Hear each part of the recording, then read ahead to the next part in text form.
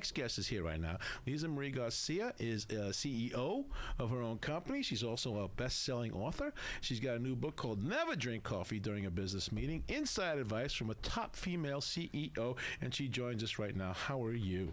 I'm great. Thank you for having me on the show. So great to have you here. So glad. All right, so your business, let's start with that, is Enterprise Communication Services. What is that? Now, basically what you're trying to do is help people to stay up with technology, right? That's part of it. And the other part of it is we help businesses use the technology they purchased. To leverage it properly. To leverage it, to communicate with it more efficiently, to take care of their clients more effectively with the technology that they spend hundreds of thousands of dollars on. And because technology keeps changing, that's so important that they have somebody to walk them through that. You guys, your whole company doesn't just, here's the equipment. You show them how to use it properly, how to make sure they get the longest amount out of it, make it worth it, the money they spent. That's exactly right. Because it moves so fast. Once you kind of get figured something out, okay, the new thing is coming. Yeah, no, absolutely. In fact, I was just at a conference called Enterprise Connect 2016 at Gaylord Palms. And it's a yearly voice over IP technology conference, and listen to the keynotes from Microsoft and listen to the keynotes from Google. And those are players that weren't necessarily in voice technology. Now they're all over it, and it's just amazing. I love to go to the conference because I learn about what is coming out. And then you can go in and apply that to your customers. Exactly. I love it. Okay, so now, is this the first book? This is my debut book, yes. Okay, never drink coffee during a business meeting. Why do you say don't do that? I cannot tell you because you have to buy my book. I like it. Say that. I know you knew. Okay, I knew that. I knew you were going to say that. Okay. All right, so can I ask a couple questions from my little gleaning of it that I did earlier today? Yes. I did a little research on you. You did? Oh, yes, I did. Okay. So you say, no, you don't want women to look for new potential. I mean, new positions. You want them to look for new potential. Correct. Okay. So because I started my career so long ago. What are you talking about? You're like 18 years old. I know, totally. I know. I was going to ask for ID when you came in here. You're so nice. You're such a comedian, too. But so when early on in my career, I don't know why, but somehow I didn't really necessarily care if there was a job available. Now there's job postings, and now there's, all these Monster.com and Indeed.com and all these ways to find jobs. Back then I just said, well, I want this person's job. So I would just say, okay, this is what I want to be, and I'd tell my boss about it. I tell my manager about it. And I think really we can apply those same rules today, especially since the economy is so dynamic, and it's positively dynamic as far as I'm concerned. So much going on, so much positive, that just go for it. Just ask for what you want and go work in the place that you want to work. And don't pigeon yourself into like a position. Absolutely not. Like, look at what's the potential of what you can be and how many different ways you can grow and be something impressive. And not only that, if there is a position open, maybe that's not the right position for that company. Maybe they need to look at that job function entirely differently. Yeah. So if you're looking at it that way, look what you're going to bring to the table when you talk to your boss. And say to the boss, hey, wait a minute, let's restructure this position that it can better be for what I can do for you, and I'll do more for it than you originally intended. Exactly. And then the last part is, how this new position can now create and achieve the goals that the company wants, not just what I want. Just not what I want. Okay. You also mentioned that as a female, you've got to work really hard to shatter that glass ceiling. Well, I did have to, and it wasn't so much so that I would put in 100-hour weeks, which I did. It wasn't so much that working hard. It was the idea of making sure that I was congruent with the project I was in, with the management that I was in, with the long-term goal of my client, that I was always in step. And that was where I felt like that took the effort. Okay. That took that extra effort. And, this week is National Women's History Month, and I think Tuesday was International Women's Day. Yep. And we've been listening, like even this morning, this whole, parity, women are making 78% of the dollar, that whole thing. That's still there. It's so amazing to me that it is this long, but it is. So you still, I think every working woman knows you still have to work so hard. One of the questions you ask people right in the beginning of this book is, where does your drive come from? Right. And you have to have it, and it has to be internal, and it has to be personalized, doesn't it? It does, and it has to be positive. Yeah. I say many times that I am blessed with waking up and feeling fantastic, and I know that not everyone feels that way. I've had employees over the years that it took so much energy for me to motivate them, to tell them, the glass is not half empty, half full. And I've been blessed with that outlook, but I've also been blessed with a family that raised me and told me that I could achieve anything, and I believed it, and I still believe it, and I've been raised with the love of God. So you had very positive female role models in your life? I have and had and still have a number of them, including my mother. I just got off the phone with her as one of my biggest mentors, but I've had some really special women. One was, and it's in the book, I danced at the Kennedy Center when I was 7 years old, and I was a member of the Virginia Tanner dance troupe, and she was a Salt Lake dance teacher that was amazing. She died of cancer when I was very young, and my mom recently told me the story that when she died, I think I was 9 or 10, maybe I was 10, that I took it really hard. And she said I really even got angry that God took her. And I don't really remember much of that. Wow. But yeah, but I have a Nana in Boston, Gloria Castano, who's international children's dance teacher, who I met when I was on a dance trip. But I've had, even from my first manager at IBM, Kathy Dunn, some amazing women role models. All right, so as a little girl, as a kid, what was that like? I wanted to be the center fielder for the New York Mets. That's what I wanted to be. Okay, so what did you want to be? Well, you know what? I wanted to be the president of the United States. Did you really? I'm not kidding you. Yes, and I heard you talk about your political aspirations. I was a poli-sci major undergrad until I flipped it to business. So I had that, and I think that was because, and I love politics now and all of that, but I think it was just because my parents had no limits for me and That's told awesome. me I could be everything, and so that is part of how That's I'm awesome. parenting now. See, I would run for president right now, but two things. One, I can't afford the pay cut, and two is that I have way too many skeletons in my closet. Okay, once Right. they vetted me, it'd be all over. Right. But I also wanted to be a ballerina when I was a kid. No, I did. I had a tutu.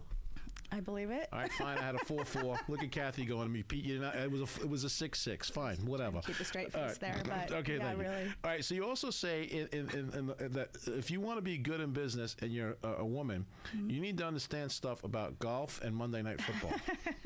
Well, let's start with the football. I'm a fan, and Seahawks are still my team because I just relocated from Seattle a couple years ago. So, of course, Russell and the gang, they're still my team, although I'm definitely a team player, so I'm all about the Bucks also. Okay, so when they threw that ball on the 1 yard line, Yeah. when it was in it, what were you like? Oh, I just totally, can't even. Yeah, I just like, don't. hand the ball. You got the guy that's 245-pound running back. Hand him the ball, right? 1 yard out. I can't even tell you. And I'm so anti-Brady. I don't know how everyone feels about that. Oh yeah, I know. I'm anti-Brady. I'm a Jets fan. You? I'm a Jets fan. Oh, okay. So I'm anti-Brady. See, right? It's so hard because I've got so many East First Coast of all, clients. He bugs me. I He's can't too really good looking. I can't handle it's it. ridiculous. Okay? I Well, can't have it. He's got to have that whole thing's ridiculous. But the part about football was really that early on I would be on these Monday morning conference calls, and inevitably, even today, even with technology, which drives me nuts, why in technology today, within 2 or 3 seconds, everyone should be online and on video. Yeah. Okay? However, still doesn't happen that way. And in previous years, conference calls could take 10 or 15 minutes until everyone joined. Well, so what did we do? We talked about football. Sure. So you had to be able to talk intelligently, understand who the quarterback is, what happened, what's going on, what's the standings, what's the rank, blah, blah, blah, blah. So see, but now I can understand that part. But if I am like insomnia for 3 days, I'll watch golf and I go right out. It's guys in ugly pants walking around. That's all it is. Well, golf's a whole. See, that's because you just don't have the love of golf yet. I don't like golf. I love golf. Do you really? I do. And I'll tell you, the genesis was that in IBM Management School, they said women learn to golf. And I was a good student, and so I took it up for that reason. Okay. But I love it because I've done it, and also my dad's a real golfaholic. And what I loved about golf early in my career is I really would leave everything behind. And just get out there in the course and just be able to right. Okay. So that's what I loved about it. And even now, now I'm in Florida, so now I love it because I can see everything. And it's see, I quit playing golf as soon as I quit drinking. There was no reason to keep going after that. So there is that factor, and I like that as well. And my dad plays golf too, but he calls it swing and curse. That's what he calls it. He doesn't call it golf. Well, hack-a-mole, hack-a-ball, all that kind of stuff. I'm not great at it, but the thing about it in business that men know, and many women know, is that it does, establish and continue and help that relationship. It does. And people do business with me because of me. Right. I mean that I heard that a couple very many times at this conference I was just in, seeing people that I've known for 15 or 20 years, and they still like me. They still want to do business with me. They want to give business my way because of me. But to me, it just seems unfair. Like, we should learn about knitting then, or some of the things you guys, flower arrangement, or some cool stuff like that. Some of the things you like, fashion, or whatever else. It should be full both ways. I'm just saying it should be gender equity, and I think it's ridiculous that you guys get paid 78% and all that kind of stuff. It just really bugs me. It's not fair anymore. It doesn't make any sense, except that there must not be females in the organization that have, the ownership over the pay scale, because again, I mean, these are corporations and companies. They're not governed by the, government to say a person should make this much. Get somebody on the phone, Kath. Let's straighten this out right now. Come on, let's fix this right now. Can you call Hillary? Isn't she just down the street? Sure, yeah, she's right here in town. I know. And she'll talk to me. Her and I, we still kind of get along a little bit. Yeah, but no, I don't think it's fair. I think it's cool that you're writing this book, though, and getting this out there so people can really have this. This is a guide to somebody if they look in advance. If they're a woman and they want to advance in business, this book can help them. It is. And I mean, the original target market, right, or the audience, they say when you write a book, is that it was really a recent college graduate, mainly female. Okay. And and how that came about is that is the profile of the new hires that we hire in our company.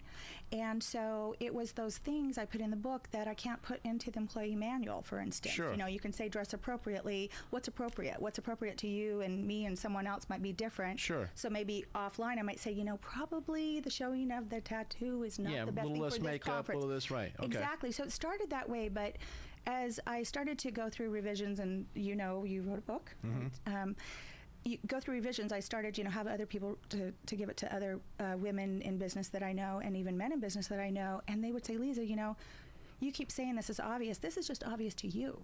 It's not necessarily obvious to us. And so they convinced me that it really is a general business book. It's so cool that for tips. And again, we look at it that way. When I wrote Pain Was My Friend, it was a very narrow focus. Other people that had back pain, I thought we were going to get something out of it, okay? Yeah. But a lot more people got something out of it. The emotional and spiritual pain that I went through in that 17 years, I document all that in the book also. Many more people are getting it for that. And I didn't see that coming. That wasn't the plan when I wrote it. It's something that just definitely happens. And it's a God thing. That's a God thing. It's a God thing, and I wish I put more God experiences in it now, but I'm now you got another book. There you go. You got a chance for the sequel. The sequel. But the other part that a content editor actually convinced me of this, she would call me and say, well, tell me more about why you say X.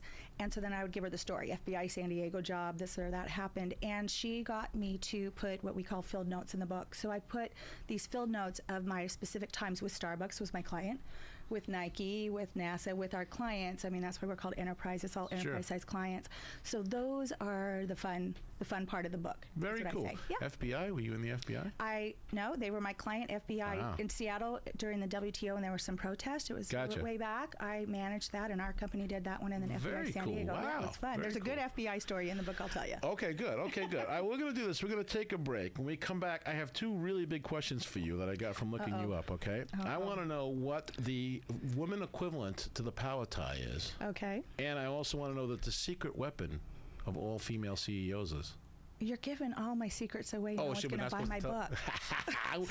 We're pulling them in. Stop it. We're pulling them in. You got to get the book, Never Drink Coffee During a Business Meeting. Inside advice from a top female CEO. Amazon.com. It's there right now. Go get yourself. Barnes & Noble. Oh, man, you got to get this book. It is climbing up the charts. You better hurry up because it's going to sell out like tomorrow. So you better go do it right now. While we're on the break, do it and hurry right back.